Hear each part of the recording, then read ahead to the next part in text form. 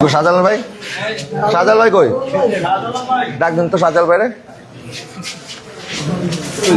আপনি ওই যে থানার ওসি কি বলছেন না এগুলো বলবেন, ঠিক আছে? এদিকে আসেন। আসসালামু আলাইকুম রহমতুল্লাহ।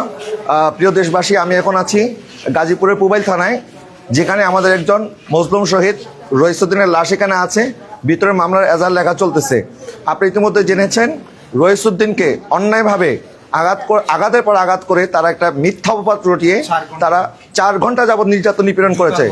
জুতার মালা পরিয়ে একজন আলেমে দিনকে তারা প্রকাশ্য দিবালোকে তারা গাছের সাথে বেঁধে তারা অপমান অপদস্থ করার এমন কোনো পন্থা বাকি রাখে নাই, যেখানে প্রশাসন তাদেরকে নিরাপত্তা দিয়ে তাকে সুস্থ হওয়ার জন্য তাকে হসপিটালাইজ করে তার সুচিকিৎসার ব্যবস্থা করা দরকার, সেখানে প্রশাসনের অবহেলার কারণে আজকে আমাদের এই ভাইটা শহীদ হয়েছে। সুতরাং যে কোনো মূল্যে আমরা মামলার এজাহার লিখতেছে। মামলার এজাহার যদি আমাদের যেই সত্য ঘটনাকে আড়াল করার যদি চেষ্টা করা হয়, তাহলে এই মামলা এখান থেকে যদি তারা আমাদেরকে সঠিকভাবে এজাহার না লেখে, আদালতে হোক যেখানে হোক, আমরা এই মামলার এজাহারের মধ্যে যাদের যাদের গাফিলতি আছে, থানার গাফিলতি আছে, জেল হাজতে যারা ছিল, যারা জেল কর্তৃপক্ষ তাদের গাফিলতি আছে। যে ডাক্তার দেখেছে, ডাক্তার দেখার পরে নাকি বলেছে যে এটা কোনো বিষয় না, ডাক্তার নাকি ছেড়ে দিয়েছে, শুধু ব্যথার ট্যাবলেট দিয়েছে, যেখানে সারা শরীর রক্তাক্ত ছিল, এই ব্যথার ট্যাবলেট দিয়ে ছেড়ে দিয়েছে। এখন প্রশাসন একজন আরেকজনকে দোষারোপ করতেছে। প্রশাসন বলতেছে এ বলেছে, কি সমস্যা? হ্যাঁ,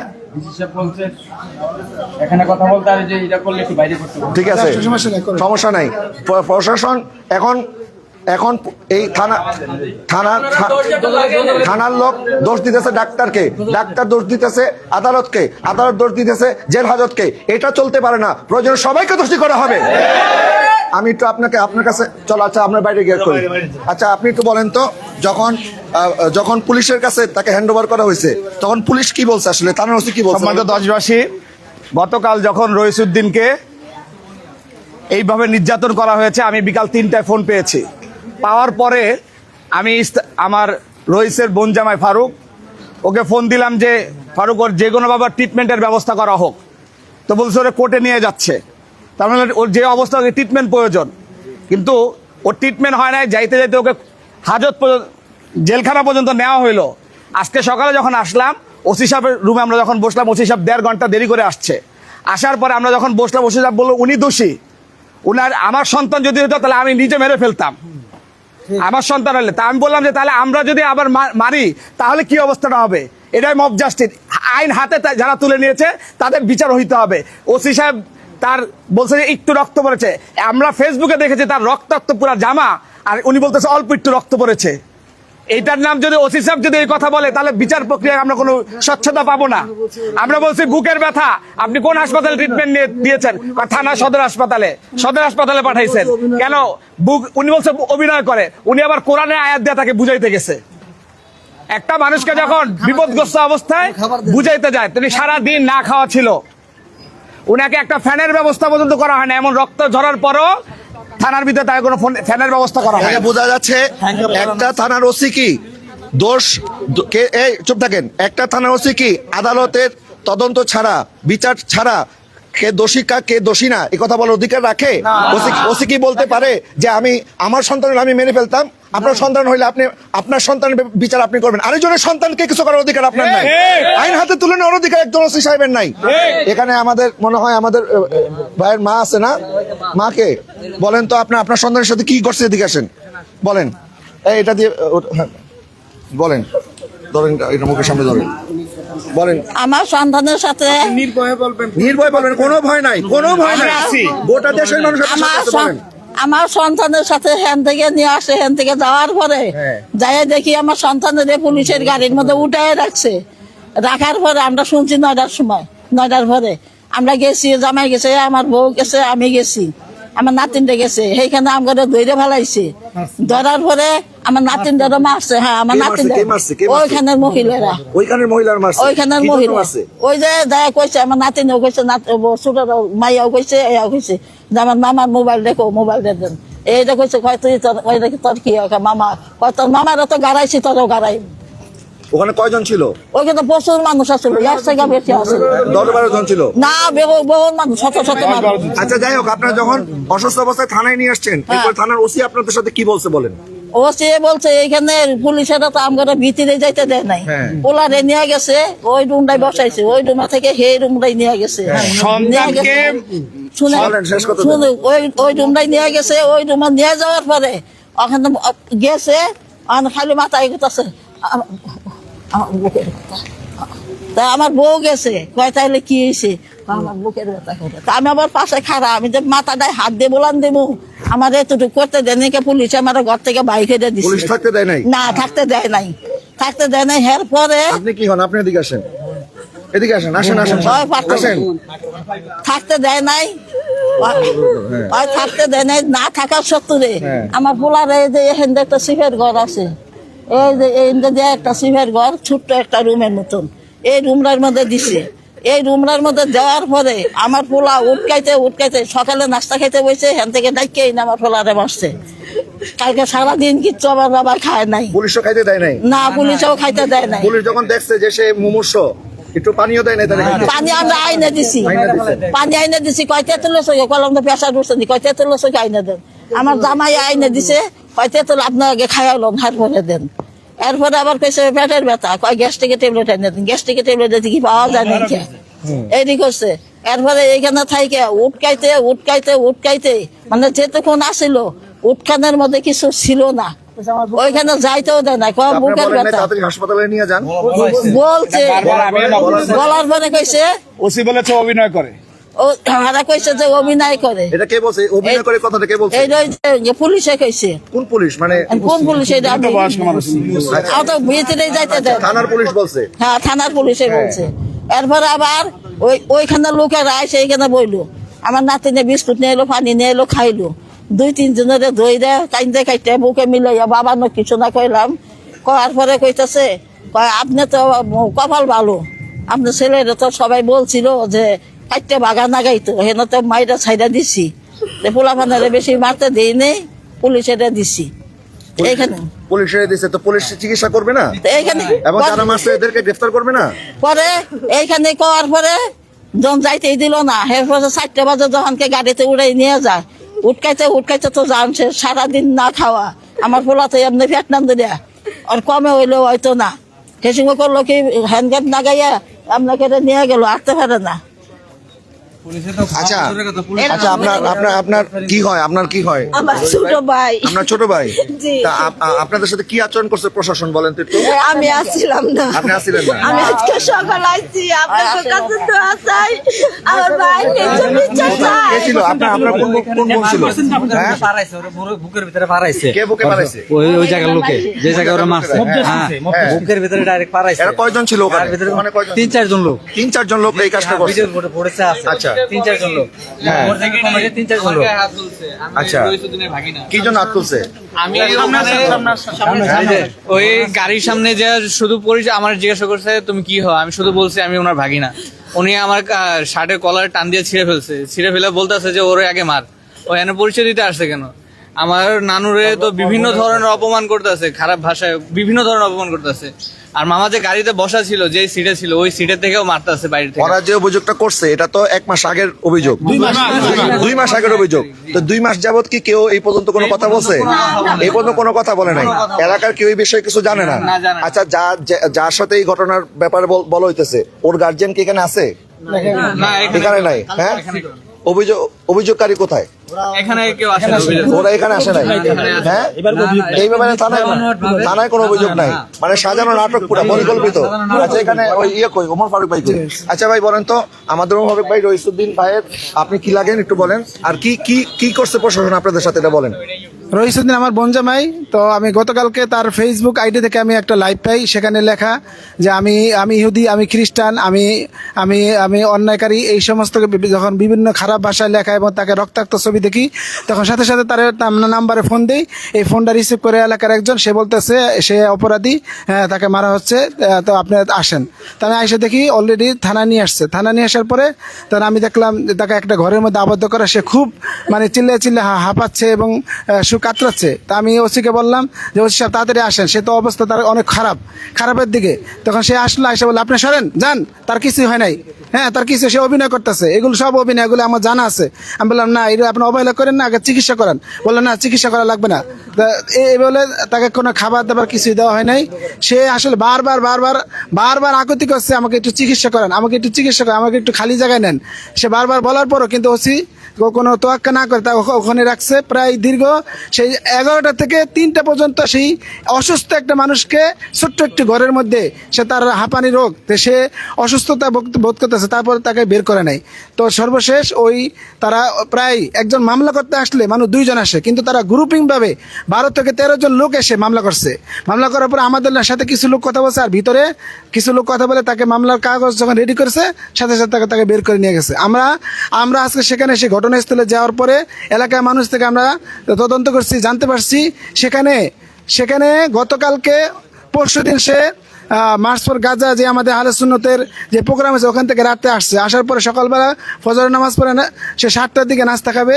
তো তখন কিছু এই দুচক্রী লোকগুলি তারা 2 জন ছেলে দিয়ে তাকে ডাকানোর পরে একটা সেই দোকানে নিয়ে গেছে। দোকানে যাওয়ার পরে তাকে মারধর করার পরে তাকে জোরপূর্বক স্বীকারোক্তি করেছে যে 2 মাস আগে 1-3-2025 সনে একটা ছেলেকে নিয়ে ঘুমের ওষুধ খাওয়াইছে, ইত্যাদি ইত্যাদি খারাপ কাজ করছে।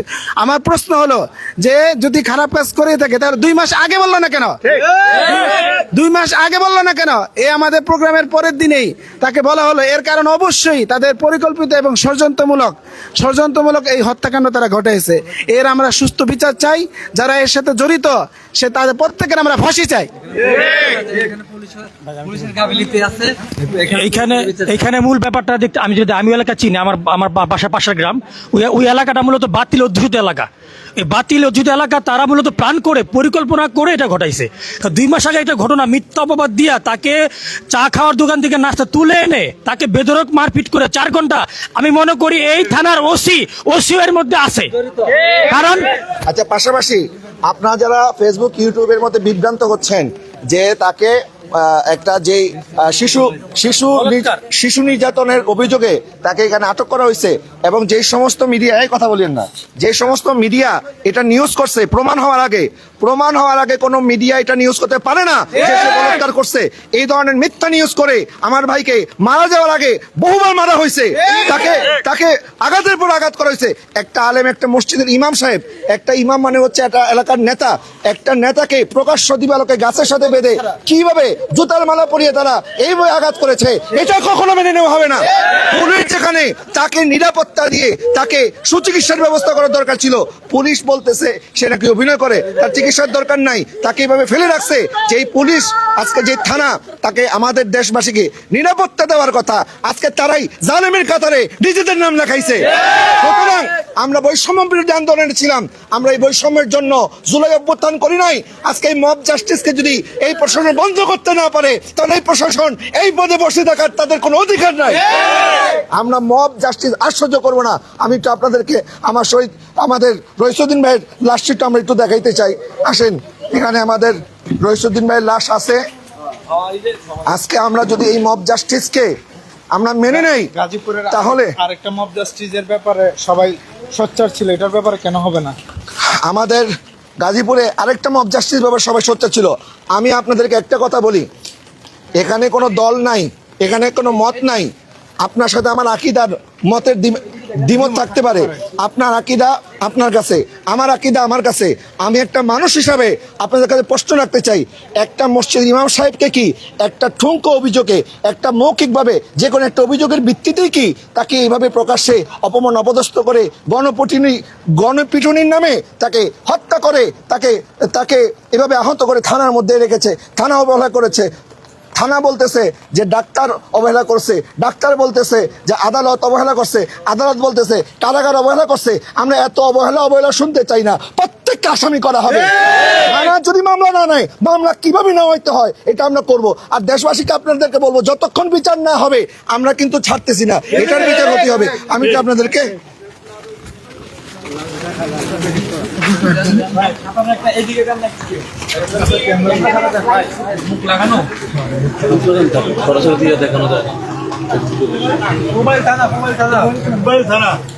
এখানে গাজীপুর মেট্রোপলিটনের পুবাইল থানা। আমরা এখানে আসি আসলে আমার ভাইয়ের পাশের সামনে আমরা দাঁড়ায় একটা আলেমের উপরে বড় জুলুম।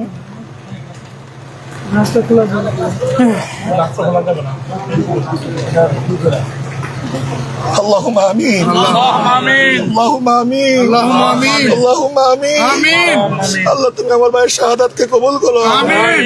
আল্লাহ আমার ভাইকে যারা শহীদ করেছে আল্লাহ তাদেরকে ফাঁসির কাছে ঝুলানোর ব্যবস্থা করো আল্লাহ। যারা আলিমকে অপমান করছে, অপদস্থ করছে, গাছের সাথে ঝুলিয়ে রাখছে, গলার মধ্যে জুতার মালা পরাইছে, 4 ঘন্টা যাবত বেদন পিটাইছে, সারাদিন ক্ষুধার যন্ত্রণায় কাতরাইছে, আমার ভাইকে একটু খাবার দেওয়া হয় নাই, বিনা চিকিৎসা আমার ভাইটা মারা গেছে। আল্লাহ এটার সাথে যারা যারা জড়িত আল্লাহ তুমি আকামুল হাকিমিন, আল্লাহ তুমি বিচারের ব্যবস্থা করো মাওলা।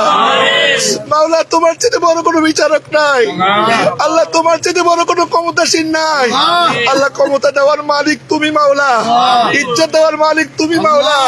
আল্লাহ আমার ভাইকে বেজ্জত করে তারা যেভাবে নিষ্ঠুর ভাবে হত্যা করছে আল্লাহ সুষ্ঠু তদন্ত করে দোষীদেরকে যেন আমরা বিচারের কাঠ করে দাঁড় করাইতে পারি। আমাদেরকে সেই ইমানি জজবা দান করো। আমাদের দেশ থেকে মব জাস্টিসকে তুমি তুলে দাও মাওলা।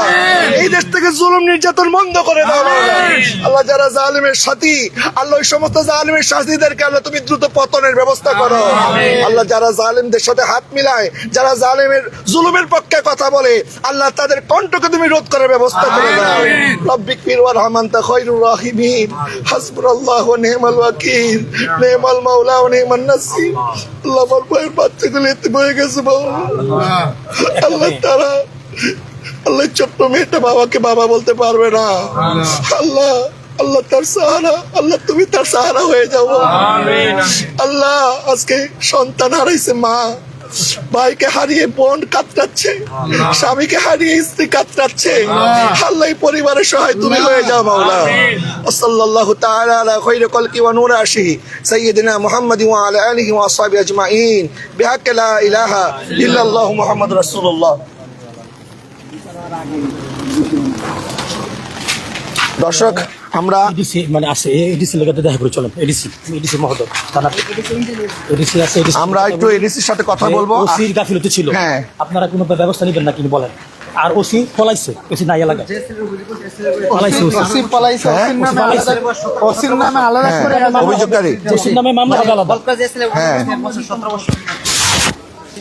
আমরা একটু এডিসি এডিসি মহোদয়ের কাছে যাচ্ছি। মহোদয় বলতে আসলে ইচ্ছা হচ্ছে না, যারা এত বড় জুলুমের সাথে জড়িত। আমি একটু এডিসির সাথে কথা বলবো। হাসতেন আসো জি জানানো হয়েছে বিষয়টা, দুজনই এই বিষয়টাকে জানে। এমনকি আজকে ঢাকা এমনকি চট্টগ্রামে বিক্ষোভ মিছিল হয়েছে, গাজীপুরেও হয়েছে। এমনকি ঘটনা খুব তাৎক্ষণিকভাবে প্রতিক্রিয়ার কারণে অনেকগুলো জেলা থানায় আগামীকালকে হয়ে যাবে। তো এই বিষয়টা আশা করি ওইভাবে আলোচিত মামলা হিসাবে আপনারা ওইভাবে এজার লেখা হয়ে গেছে, এজার আমাদের লেখা হয়েছে। আচ্ছা আচ্ছা কথা বলছি। আপনারা মোবাইলগুলো অন করে এখন ওই জিনিস বলতেছেন। না না আমি একটু বলি আপনাকে। আমি মোস্তফা আজহারি, আমি আপনার কাছে একটা জানতে চাই, আপনি কি মনে করেন যে এখানে থানার গাফিলতি ছিল? এই বিষয়ে কোনো মন্তব্য তো আমি এখন দিতে পারবো না। এখন দিতে পারবেন না। আচ্ছা আইনজ্ঞ হিসাবে আপনি তো আইনের মানুষ, আপনি বলেন একটা মানুষকে এভাবে মারার পরে বিনা চিকিৎসা কি থানা আটকা রাখতে পারে? এটা আমরা তদন্ত দেখব, না রাখতে পারে কিনা, রাখার অধিকার আইনে আছে কিনা? মনে করেন উনি রাখে নাই, আমি জিজ্ঞাসা করতেছি রাখার অধিকার আছে কিনা, এবং অধিকার আছে কিনা আইনের মানুষের বলেন, আইন আছে কিনা বলেন না, তদন্তে বের হয়ে আসবে। আচ্ছা যারা এই হত্যাকাণ্ডের সাথে জড়িত তাদেরকে কি এখন পর্যন্ত আপনারা শনাক্ত করছেন? আমরা তো মাত্র অভিযোগ পেলাম, আমরা দেখি। আচ্ছা তো কালকে সাথে সাথে তাকে গ্রেফতার করলেন, আর আজকে এত সময় হয়ে গেল এখনো তাদেরকে গ্রেফতার কেন করলেন না? অভিযোগটা পাইছি, আমরা তদন্ত করি। কারা অভিযোগ দিছিল? কালকে তো কেউ লিখিত অভিযোগ দেয় নাই। আচ্ছা একটু প্লিজ না আপনারা আউটসাইড করেন, আমি কথা বলতেছি তো। আমি একটু আপনাকে অনুরোধ করি, আপনার এই জুলাই অভ্যুত্থান আমরা করছি ছাত্র জনতা বৈষম্য দূর করার জন্য, এই ইনজাস্টিস দূর করার জন্য, মব দূর করার জন্য। এখন আপনারা যদি পদে বৈশা এখন আপনারাই মব জাস্টিসের ব্যাপারে শক্ত পদক্ষেপ না নেন। আমরা অভিযোগটা পাইছি, জি এই অভিযোগ অনুযায়ী আমাদের যত আইনগত ব্যবস্থা আছে সব ব্যবস্থা নিব। এটা আপনি দেশবাসীকে কথা দিতে হবে যে আপনারা সব ব্যবস্থা নেবেন। আমরা আপনাদেরকে আর বিশ্বাস করতে পারতেছি না, কারণ কালকে যদি আপনারা আমার ভাইকে সুষ্ঠু চিকিৎসার ব্যবস্থা করতেন তাহলে আজকে সে মারা যাইতো না। আপনারা আইনের মাধ্যমে আপনারা আমি বলি এই দাঁড়াও, তাকে এক কথা কেউ বলবেন না, তাকে চিকিৎসা দিয়ে কোর্টে তুলে তার বিরুদ্ধে যে অভিযোগ আছে এটা তদন্ত হবে, তারপরে আদালত বিচার করবে যে তার জেল হবে না ফাঁসি হবে না কি হবে, তাই না? কিন্তু আপনারা এখন দোষ দিতেছেন, পুলিশ বলতেছে ডাক্তার ঠিকভাবে আমাদেরকে প্রেসক্রাইব করে নাই, ডাক্তার বলছে যে কোনো অসুবিধা নাই, শুধুমাত্র তারে কয়েকটা ব্যথার ওষুধ দিয়ে ছেড়ে দিছে। এরপরে আপনারা বলতেছেন যে এখন আবার ভিতরে একজন বলতেছে যে আদালত তিনি কেন বললেন না যে তাকে সুস্থতা দেওয়া হোক, এখন ম্যাজিস্ট্রেটের বিরুদ্ধে এরা বলতেছে। আবার এখন ম্যাজিস্ট্রেটের সাথে তো আমি কথা বলতে পারি নাই, কারাগারের লোক হয়তো বলবে যে পুলিশ এই করছে। এখন এই যে আপনারা যে আমাদেরকে হাইকোর্ট দেখাচ্ছেন যে এখান থেকে সেখানে, সেখান থেকে সেখানে, আমরা কোথায় যাব বলেন? কারণ আপনারা তো কেউ দোষ স্বীকার করতেছেন না। আমরা একটা অভিযোগ আপনারা দিচ্ছেন, জি আমরা অভিযোগটা পাইছি, এই বিষয়ে আমরা তদন্ত করব, তদন্ত করে আইনগত যে ব্যবস্থা নেওয়ার আমরা সম্পূর্ণ ব্যবস্থা নেব। ঠিক আছে, যদি এখানে যার যার গাফিলতি, আমি অনুরোধ করব, আপনিও একজন বাবা, এখানে একটা মা কাঁদছে, সন্তান ইতিম হয়েছে, সন্তান একটা মাত্র ছেলে, এবং না মায়ের একমাত্র ছেলে, ভিকটিমের একমাত্র, এবং সে একজন আলেমে দ্বীন। এই দেশে বিগত সরকার, ফ্যাসিস্ট সরকার অনেক আলেমদের উপর জুলুম করছে। বর্তমান সরকার যদি এখন আলেমদের উপর জুলুম করার এই ট্রেডিশন চালু করে তাহলে কিন্তু খুব ভালো কিছু হবে না, তাদের যে পরিণতি হয়েছিল এদের একই পরিণত হবে। তাকে আমরা 15-20 বছর থেকে চিনি, যে অভিযোগ তাকে দেওয়া হয়েছে তাকে যত লোক চেনে, একটা লোকও এই অভিযোগটা পুনঃ, কারণ মানুষের চরিত্রের বিষয়টা 10-15-20 বছর একজন মানুষের সাথে মিশলে কিছুটা অনুমান করা যায়, তার মতো নীরব এত বিনয়ী। ওসি সাহেব বলছে যে আমার ছেলে যদি করতো আমি তারে মেরেই ফেলতাম, ওসি বলছে। ওসি কি কথা বলার ক্ষমতা আছে? বলতে পারে আপনার ওসি সকালে বলছে, ওসি কোথায়? ওসি কোথায়? ওসি নাই কেন? আমি তাকে পিটাই মারতাম। ওসি কই? ওসি কই? নাই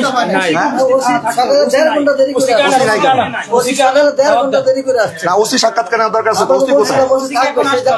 ওসি নাই কেন?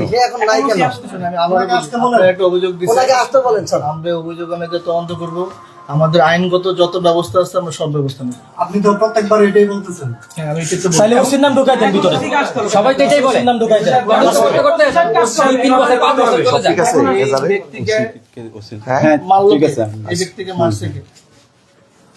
মারছে সবাই মিলে মারছে, জনগণ মারছে, জনগণ না, যে 2-4 জন মারছে, মারার পরে অবহেলা করছে, এরাও দোষী। আমরা ওই ব্যবস্থাটা নিচ্ছি। ঠিক আছে, আমরা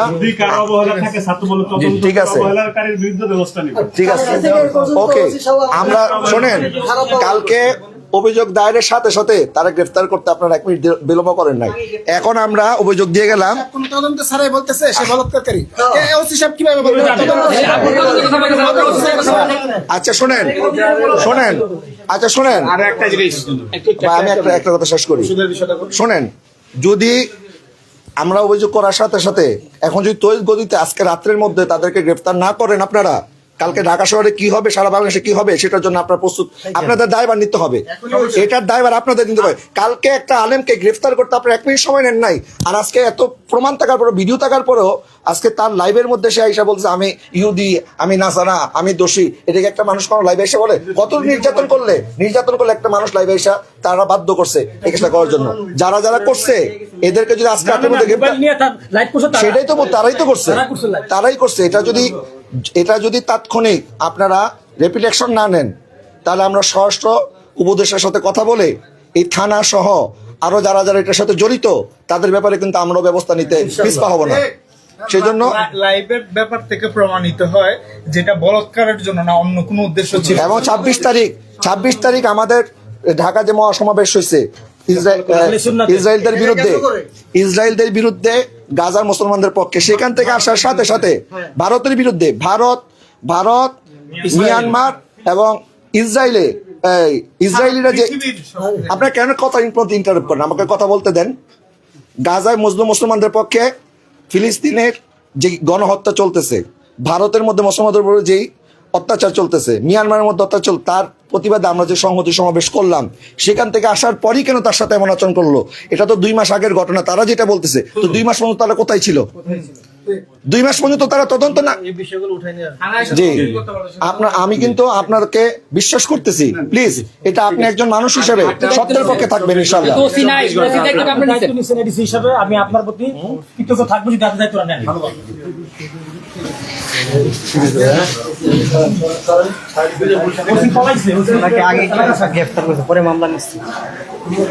মামলার আগে গ্রেফতার হয়েছে? এটা বলেন কেন আমাকে এখন বলতে এই মামলা সিস্টেম মামলা হয়েছে আগে না গ্রেফতার করছে আগে? গ্রেফতার আগে না না না গ্রেফতার আনছে পরে মামলা করছে, আগে গ্রেফতার করছে পরে মামলা নিছে তারা। আগে কেন আছে মামলা ছাড়া গ্রেফতার করছে কেন? এটাই তো গ্রেফতার করছে পরে মামলা দিছে। 12 জন মামলা দিছে এখানে এখানে এই যে এখানে আটকে আছে, দেখি কোথায় আটকেছে? এখানে আটকে আছে। এই যে এই জায়গার মধ্যে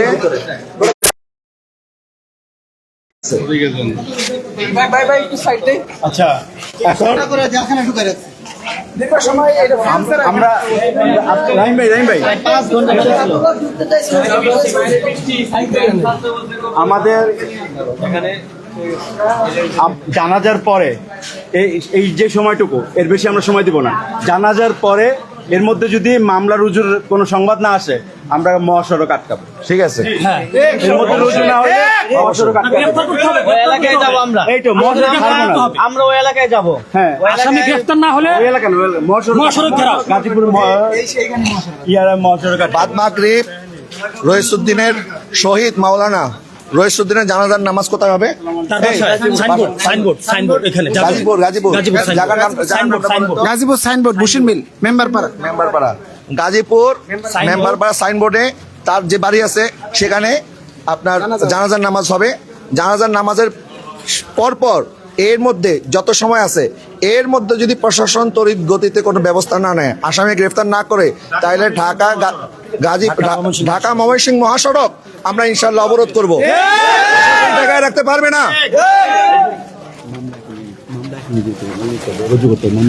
মামলা এখনই রুজু করতে হবে, এখনই রুজু করতে হবে। জানাজার নামাজের শেষ হওয়ার আগে আমরা এখানে আসি, আমরা এখান থেকে যাব না, আমরা তো জানাজা ওখানে মাগরিবের পরে কাছাকাছি আছে। কোনটা আমরা বলা আছে, সব বলা আছে।